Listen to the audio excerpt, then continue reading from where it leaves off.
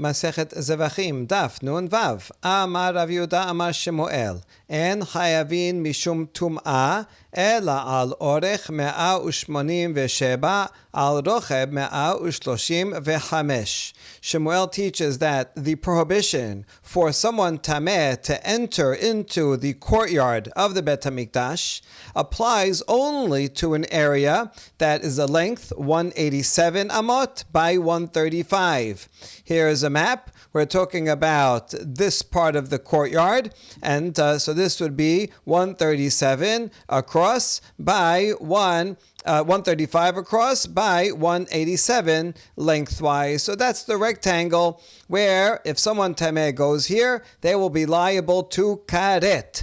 We're going to compare the prohibition of tum'ah here, which gets karet, to two other laws. Number one, doing shechita on kadashim kalim, that can be done in anywhere in the courtyard, but that has to be done in front of petach ohel moed or lifnei ohel moed. So there has to be an entrance way, which we discussed yesterday. There's one here and one over here and one over here.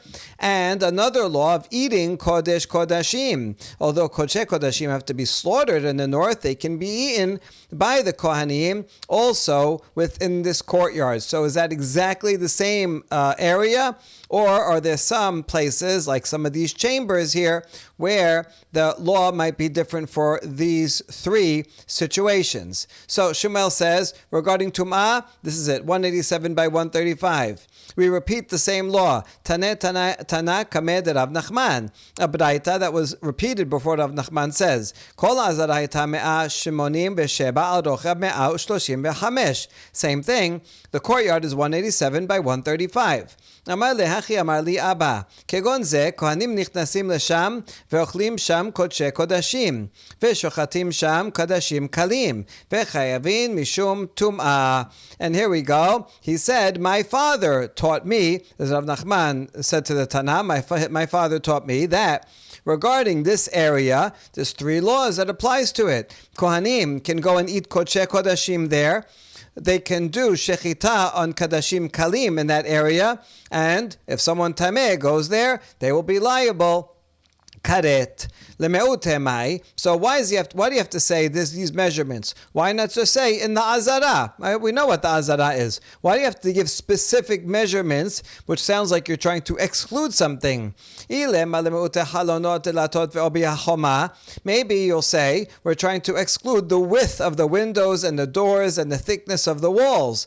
There's some thickness to both the doorways and the window sills. So what if someone tameh sticks his hand within that area or eats within that area? Is that considered? So maybe it's to exclude that area and say that is not holy. Tanena chalonot ve'obiachoma kedifnim. But we have a Mishnah Pesachim that says the opposite, that the thickness of the wall is like inside. It is holy. So we're not trying to exclude that part. Rather,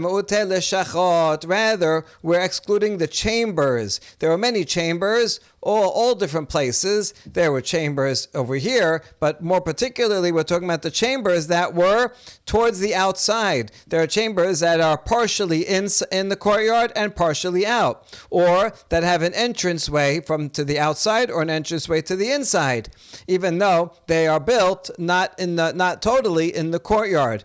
So what about those things? If you have an entrance into the courtyard, even though it's built partially out of the courtyard, what do we say about those? So maybe we're coming to exclude these chambers and say that these are not included in the Kodesh, and therefore if you're Tameh, you can go there, and you cannot do Shechita there, and you cannot eat Kodshei Kodashim there. Is it coming to exclude these various chambers? It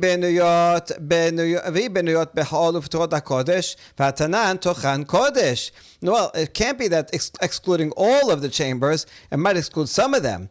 But we learned in a Mishnah Masechet Maaser Sheni that even if the chamber is physically on non-sacred land, but the opening opens up into the Kodesh area, then the inside is considered Kodesh. We always go by the opening. Even if it's built on holy land, but the opening goes to outside, then it's not holy. But even if it's built on non-holy land, but the opening is in the Kodesh, then that's considered Kodesh and would have the same laws as Kodesh. So we wouldn't be excluding those chambers because actually the Mishnah teaches that they are included. We say, no, midrabanan. When it says the inside is Kodesh, it doesn't mean fully Kodesh deoraita, but rather only midrabanan, which means we're only going to be stringent regarding them, that if you're tameh, the rabbis say, don't go there. But that would mean that you still cannot do shechita there or eat there. And so, in fact, maybe we are excluding them mideoraita, so that would be a good answer.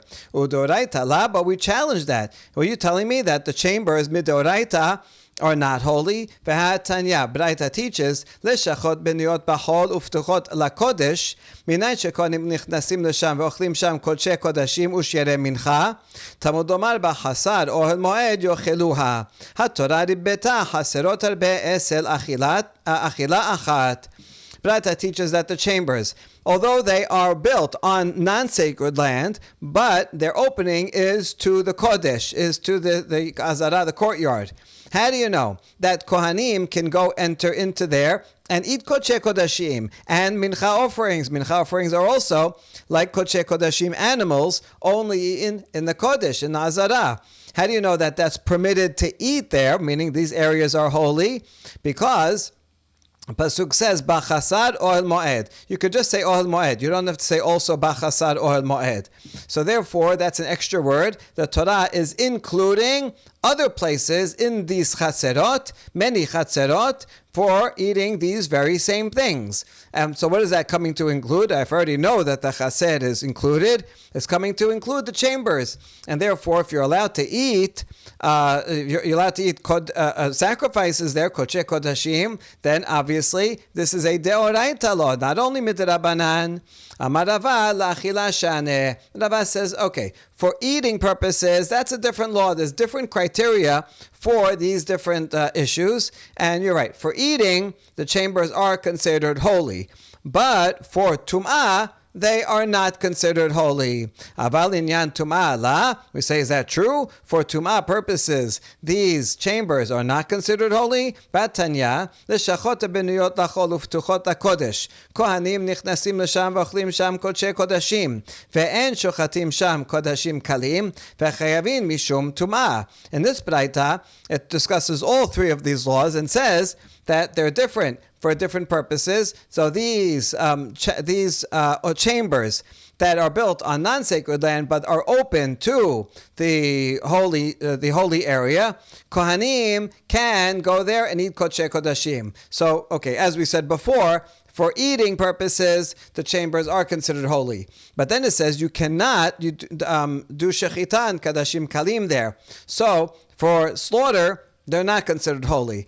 For tum'ah, chayavin, if someone tameh goes into the chambers, then they are liable to karet. So we see that for tum'ah, in fact, they are considered holy mid-deoraita. You wouldn't get punished by chayav karet if it was not deoraita.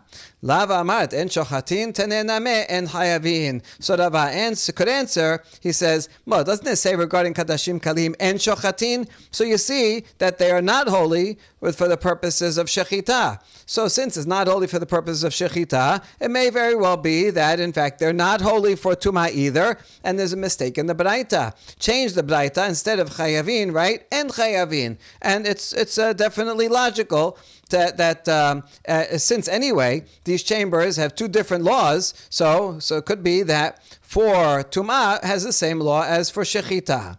But we challenge that answer because bishlama en shochatin ba'ina neged petach veleka. For shechita, it makes sense that you have to be more stringent because shechita, we learned yesterday, has to be in front of an entrance. And these courtyards, these chambers, are not in front of an entrance. They're separate entities, not in front of an entrance. And that's why they're not considered holy they're not considered part of the courtyard for shechita. But for the law of tum'ah, we don't say for the law of tum'ah, we could anywhere would be prohibited. Ela en hayavin amai. What reason would there be to change hayavin to en hayavin? It's not like tum'ah has the special law that's only in front of the courtyard or in front of the entrance. And so, therefore, it makes sense to separate these things. For eating kodesh kodashim, yes, that's included. You could eat them anywhere. For shechita, that has to be in front of an entrance. So, therefore, that excluded for shechita. But tum'ah, there's no law that tum'ah has to be is only prohibited in front of an entrance, and therefore this is not a good reasoning. Just because it says en shochatim for kodesh kodashim kalim for shechita doesn't mean that we should have any right to change chayavin to en chayavin regarding tum'ah. We now answer. V'litamich en shochatin milas kinadika shechita keneged hapetach. When it says en shochatin, what areas is it talking about? Is it not talking about, meaning it is talking about a case where you have shechita in a chamber that is in front of the entrance of the hechal. Some of these chambers can definitely be facing. One is a hechal here, the opening of the hechal here. There's other openings here, and so one of these chambers can, in fact, be in line of sight in front of there. So as long as there is an opening of one of these chambers that is facing an opening of the hechal, so then that part I would think is included. And that's why then shochatin is coming to say, not so. Right? Milas kinadika shechita keneged hapetach. Is it not talking about where the openings are facing each other? Dilek ala maisterich. If there are no entrances like that, then why would this baraita even need to teach me en shochatin in these chambers? Elaf, because I already know that law, that you cannot slaughter anywhere that's not in front of the opening, the entrance of a hechal. Elaf agav de kashachit keneged hapetach taneh en shochatin mishum de la kadish. Rather, it must be that these chambers, even if it's open towards the opening of the hechal, still en shochatin, because they are not considered holy. It's a separate thing. It has to be, number one, it has to be an area of the courtyard that is in front of an entrance, and also has to be holy. So the open areas all around those entrances are holy, but these chambers, even if they're open, it must be talking about that, because otherwise what's the chidush? Even if they're open in line of sight to the opening of the hechal, still no, because they're on non-sacred land, so they're not sacred at all. Therefore, tanenami en chayavin, so it would make sense to change the braita and say one is not liable for tum'ah. This answer concludes the defense of Rava, who explains that for eating purposes, in fact, yes, it's true, the chambers that open to the Kodesh are considered holy, and one can eat Kodesh Kodashim in that area. So we'll be lenient for that. However, the statement that gave the dimensions, the 187 by 135, that was coming to exclude those chambers from the laws of tum'ah, that if someone tameh went there, they would not be liable. And so we're actually being mekel, that those chambers are not considered holy when it comes to tum'ah, although they are considered holy when it comes to eating kodesh kodashim. So yes, you can eat kodesh kodashim, and this justifies the change from chayavin to en chayavin. There also, you cannot do shechita there for kodesh kodashim, so that's en shochatin there, and en chayavim mishum tumah, and so the law of tumah, that it's not holy, and shechita is not holy, but the chambers are holy for the law of eating kodesh kodashim. Now we ask, wait, you just said that these chambers, are all included for kodesh kodashim, you can eat there. Doesn't eating also need that? It has to be in an area in front of the petach ohel moed, one of the entrances of the hechal. Doesn't eating also need that? And therefore, we could not include all of the chambers and all of the kodesh. It would have all of the azara and all of the chambers open to azara. It would have to be only those that are open and have a view of the opening of the Ohel Moed. והתניא רבי יוסף ורבי יהודה אומר שני פשפשים היו בבית החליפות גובהן שמונה כדי להכשיר את העזרה לאכילת קודשי קודשים ולשחיטת קודשים קלים. We already learned the Baraita, according to Rabbi Yosef, the son of Rabbi Yehuda, that there were two openings in the chamber of knives that were 8 amot high, and that was the purpose of that was to make the other side of the western side of the Azara kosher for eating kodesh kodashim and for shechita of kodashim kalim. So you see that you would not be able to eat kodesh kodashim if not that you had those openings. So only areas that are near have a view of the openings, those there in those places you can eat kodesh kodashim, but not all the other chambers that don't have an opening. So isn't that subject to the same law? How come we said above that we are lenient and say and you can eat kodesh kodashim in all of these places? Amar Ravina semeh mikan achila. Another typo. We have to. Ravina says erase the law of kedei lachshir et ha'azara lachilat kodesh kodashim. Only leave the shechita kodashim. We need these openings for the law of shechita of kadashim kalim, but in fact for eating, then it could be anywhere. It doesn't have to be in the line of sight of an opening. Hold on. In the context of the inauguration of the Mishkan, the pasuk says that Moshe tells Aaron, cook the meat at the entrance of the tent of meeting and eat it there. So meaning eating of kodesh kodashim also has to be at the entrance. So isn't that contradict what we just said? No. The laws of sacrifices that were just a one-time only deal for the inauguration ceremony, that has a special law that has to be at the entrance. But you can't learn from this temporary law to general all other kodesh kodashim. So in fact, kodesh kodashim can be in anywhere in the Azara, even in the chambers, even if they are not in the line of sight of the opening of Ohel Moed. Amar Rav Yitzchak bar Avudimi. מניין לדם שנפסל בשקיעת החמה, שנאמר ביום הקריבו את זבחו יאכל, ביום שאתה זובח אתה מקריב, ביום שיהיה אתה זובח אי אתה מקריב. Rav Yitzchak, the son of Avudimi, asks, how do we know that blood becomes disqualified at sunset? Meaning, when you do shechita on a korban on some day, on Monday, then you have to sprinkle the blood, do whatever you have to do with the blood on that same day. Once sunset comes, you cannot do anything that night or the next day. We learn it from this pasuk here. It's talking about a korban shelamim.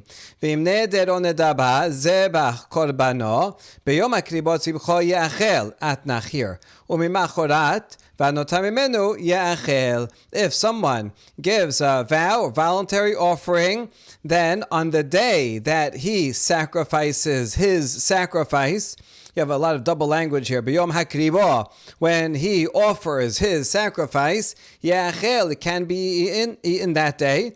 It could also be eaten the next day. It's a korban shelamim. But the leftover, hanotam mimenu yachel, and whatever is left over from day 1 to day 2, you also can eat. But on the third day, that's it. That's called notar. That's prohibited notar. So here it uses notar also for the second day, which is permitted. So you see that. So literally this pasuk is talking about eating of the sacrifice. It doesn't say anything explicitly about the blood sacrifice, but we're going to learn from here that on the day that zobeach makrib, from this extra language, biyom hakribo et zibcho, on the day that it is sacrificed, on the day that you zebach. So the zibcho is referring to the shechita. So on the same day that you do shechita, biyom tazobeach, you also have to be makriv meaning to bring the blood. And on a day that you did not do shechita, you cannot sacrifice and present the blood. We ask, wait a second, this pasuk is needed for itself, meaning to teach me that you can eat it on day 1 and day 2, but not more. To teach that, it could have just said, on the day that it's slaughtered, it's eaten, and also on the next day, it's eaten. Why do we need the word hakrivo? That must be referring to blood. Shma mina beyom she'ata zobeach ata makrib, beyom she'ata zobeach ata makrib. So on that day you can sacrifice it, but not on the next day. And that would fit with where the atnach is, beyom kobano et zibcho, right? And you stop here. And then regarding the eating, that says, that day, and machorat, for eating, you can go another day.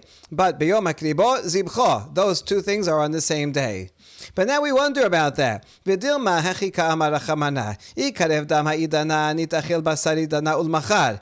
Ikarib dam lemachar nitachel basar ulmachar yoma ochara. Maybe the pasuk means as follows. If you bring the blood today, then the flesh can be eaten today and tomorrow. If you bring the blood tomorrow, then you can eat the flesh on tomorrow and the next day. Maybe the point is, yes, biyom hakribo, on the day that you bring the blood, you can eat the flesh and also the next day after that. But maybe it doesn't mean that you have to bring the blood on the same day as shechita. Maybe you could do shechita on Monday. Bring the blood on Tuesday.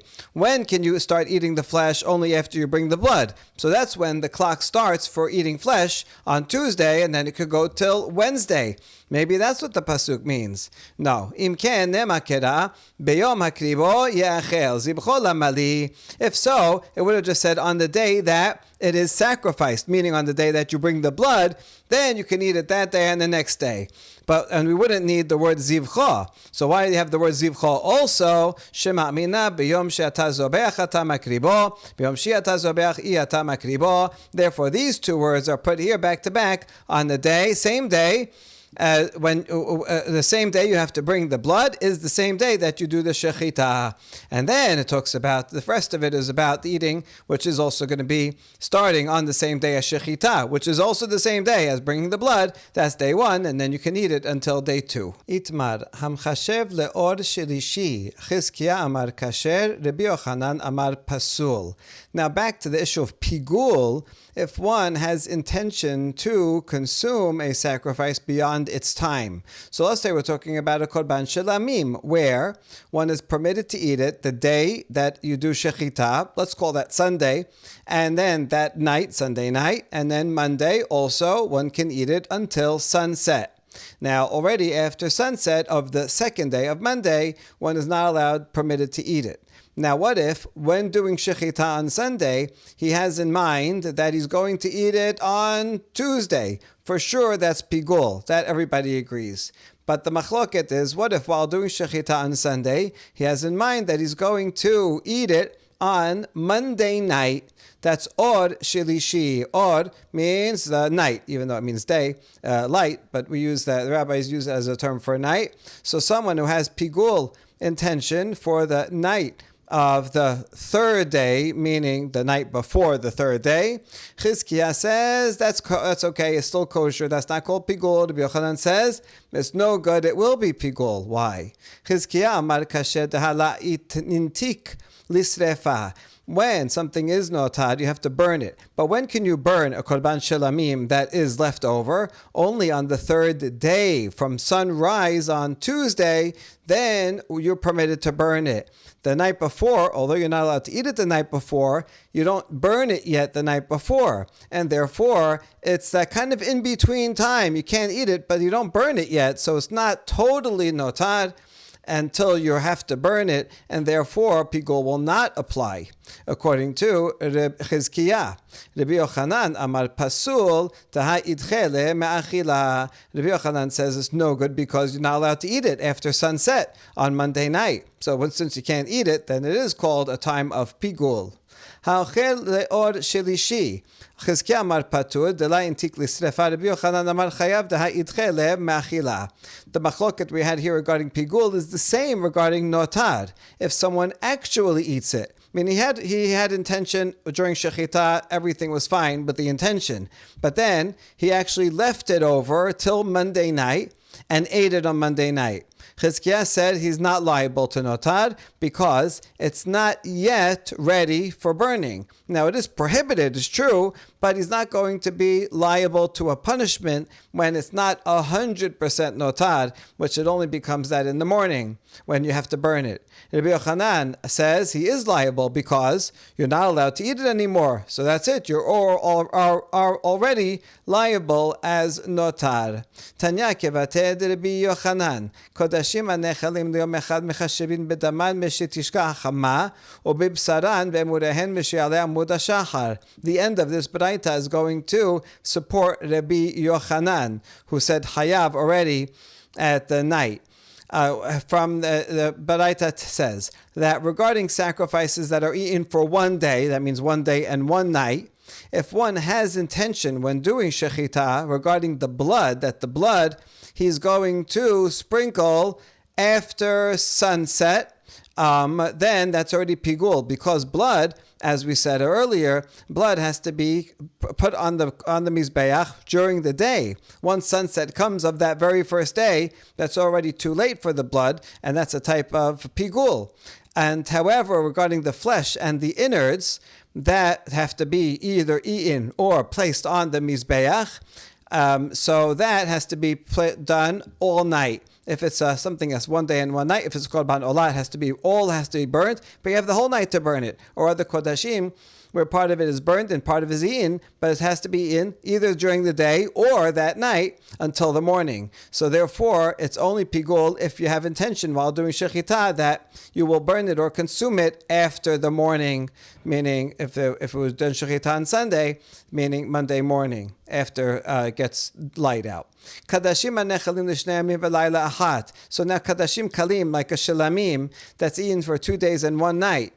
When would you violate pigul? Mechashevin bedaman mishetishka chama. So their blood also has to be sprinkled on that very first day. If you have intention to sprinkle the blood on Sunday night, it's already pigul. Be'emudehen mishialei amud hashachar. The inner parts that have to be sacrificed on the mizbeach. For a shilamim also, you have to burn it that night, and therefore, if he has intention to burn the emurim on Monday morning, that's no good. It makes it pigul. Here's the main proof regarding the meat that people can eat. If it's pigul, if one has in mind is going to eat it after the second the evening, meaning Monday night. That's exactly Rabbi Yochanan, who says one is liable already for intending to eat it Monday night. Whereas if it was Chizkiah, he would say only if you have in mind till Tuesday morning. That's a proof for Rabbi Yochanan. Tanura Banan, Yachol Yehu Nechalin the Or Shilishi. Can this a shilamim offering be eaten on the night of the third? Meaning you do shechita on Sunday, so then Monday is the second day, and then Tuesday is the third day, but Monday night is the evening of the third day. Can you eat it on Monday night? After all, you only have to burn it on Tuesday morning, so we have a hava amina that maybe you can eat it on Monday night. And in fact, a kal vachomer would prove that this is true. V'dinhu zevaḥim nechalin liyom echad uzvachim nechalin liyom echad l'shnei yamim. Not so much a kal vachomer, but rather comparing two things that are alike. Zevaḥim, something that can be eaten for one day. Zevaḥim nechalin liyom echad, zevaḥim nechalin l'shnei yamim, and so we're going to compare sacrifices that are eaten for one day to sacrifices that can be eaten for 2 days. Just like sacrifices that can be in for one day, that means one day, the day of Shechita, and the night after that. So say the same thing, that when we say you can eat korban shalamim for 2 days and one night, maybe that means 2 days and the night that's after. So Sunday, Monday, and the night would be Monday night. So maybe it's allowed. So by logic, by comparison, I would say it's allowed. That's why the pasuk has to tell us not so. Talmud omar v'hanotar ad yom. What's left over in the day? But we're stopping the pasuk right there. Be'od yom hu ne'echal ve'no ne'echal le'or shilishi. Only while it's still day you can eat it. That means Sunday and Monday during the day, but not Monday night. Yachol yisaref miyad. Now, since you can't eat it on Monday night, maybe you could burn it already at the beginning of Monday night and don't have to wait till Tuesday. ודין הוא זבחים נאכלים ליום אחד, ובזבחים נאכלים לשני ימים. מה זבחים הנאכלים ליום אחד, תכף לאכילה שרפה, וזביחה נאכלים לשני ימים, תכף לאכילה שרפה. And there would be a good reason to suspect that this would be the case without a pasuk that we will see by comparing sacrifices that are eaten for one day to compare that with sacrifices that are eaten for 2 days. Just like regarding sacrifices that are eaten for one day, as soon as you can't eat it anymore, you have to burn it. Meaning you can eat it for 1 day and 1 night, and then immediately after that night, that's it, you have to burn it. So too, I would think, at a sacrifice that are eaten for 2 days, that would mean, so a day, a night, and a day, and then Monday at sunset, you have to burn it right away. So even though one lands during the night, and one lands during the day, and one lands during the night, I might compare them to say immediately after the eating cutoff, that's when you have to burn it. So that would be a logical conclusion. Talmud Omar, Bayom HaShilishi Ba'esh Yisaref, Bayom Ata Sorfo V'Ata Sorfo Balayla. That's why the pasuk comes and says, and the day of the third, it's burnt, meaning you only burn a korban, shalamim, kadashim kalim, in the day, and you do not burn it at night, even though you have to stop eating it already from the night before. Let's begin the next Mishnah. Ha-bechor v'ma'aser v'apesach kadashim kalim. Other examples of these light levels of holiness of korbanot is a firstborn that a person gives to the kohen. Ma'aser, every 10th animal that the shepherd, the farmer, can keep for himself, and korban pesach. Shechitatan b'chol makom ma'azara. You can slaughter them not in the north, anywhere in the azara, the north or any other place, as we've discussed. V'daman ta'un matana achat. You only have to sprinkle it one time, one placement, as long as that placement is somewhere on the Mizbeach that is above a spot that where there is a base underneath. Shina ba'achilatan. The eating for each of them is different. Bechor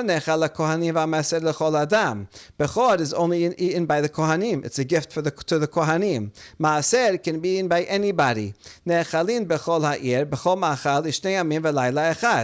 All of them can be eaten in the entire city of Yerushalayim, they're Kadashim Kalim, and you can prepare them in any way that you want. You can eat them for 2 days and 1 night. הפסח אינו נאכל אלא בלילה, ואינו נאכל אלא עד חסות, ואינו נאכל אלא למנוייו, ואינו נאכל אלא סלי. Famous line that the Korban Pesach can only be eaten at night, and even at night, not the whole night, only until Chasot. This would be an example of the first Mishnah in Berachot. Some versions have Pesach, some don't have Pesach there in the first Mishnah in Berachot, but this would be also something that can be eaten all the whole night, but the rabbis say, no, only till Chasot. And it can only be eaten by those who are registered, not by anybody. You don't have to be a Kohen. You could be Israel, but you have to register in advance to say, I'm joining in with this Korban, and you can't eat it in any way. Every Korban so far in the list was Bechol Machal. You can prepare it any way you want. But Korban Pesach has to be only roasted. Gemara says, Man Tana. Who is the author of this Mishnah that says that you place the blood and not pour it for all these? Matana says Matana Achat. Amar Rav Chisda Rabbi Yosef Galili he the Tanya Rabbi Yosef Galili Omer Chelbo lo ne'emar ela chelbam damo lo ne'emar ela damam limed al bechor maaser Pesach she'oteni matan adamim. Now, regarding placement, it really only says it regarding Bechor, that Numbers 18, firstborn of an ox, of sheep, of a goat, redeemed sacred, you shall sprinkle the blood upon the altar. So it says sprinkle. Now, when it says it, it doesn't say chelbo in singular, which it should, since it's talking about just the Bechor, but rather it says it in plural. And it doesn't say damo in singular, but damam in plural. Why does it say it in plural? It means it wants to teach you that just like in Bechor, you sprinkle and also you burn the fats and so on, so too all of the procedure that you do for Bechor apply also to Maaser and Pesach. There also you have to place the blood and you have to burn the inner parts on the Mizbeach. Baruch Adonai Le'olam. Amen ve'amen.